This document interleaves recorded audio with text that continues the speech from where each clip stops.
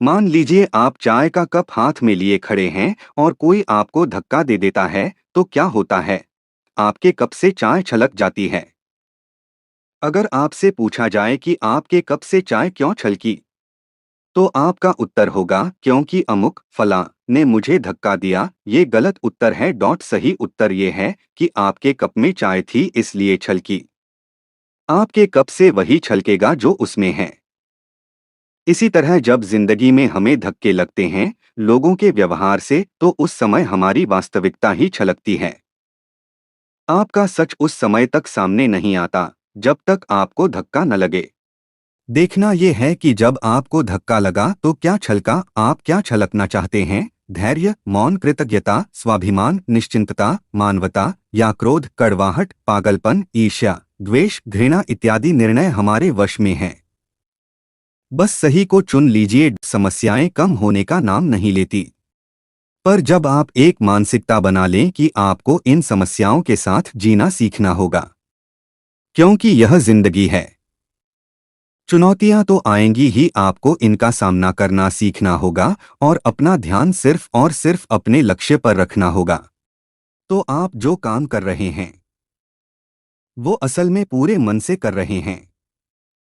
इसका मतलब है कि आपको आपकी जिंदगी का मतलब मिल गया है और आपको पता चल गया है कि आपकी दिलचस्पी किस काम में है।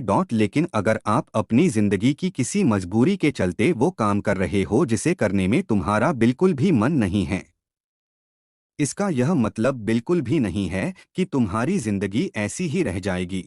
वो काम जारी रखते हुए ही ढूंढना होगा कि असल में वो काम कौन सा है जिसे करने में मैं अच्छा हूँ। एक दिन बुद्ध अपने शिष्यों के साथ यात्रा कर रहे थे। यात्रा के दौरान ये सभी एक नदी किनारे पहुंच गए। इस समय नदी के किनारे पर चार लोग एक नाव से उतरे। चारों बुद्धिमान और विद्वान थे। नाव से उतरकर चारों ने चर्चा की कि इस नाव की मदद से हमने नदी पार की है।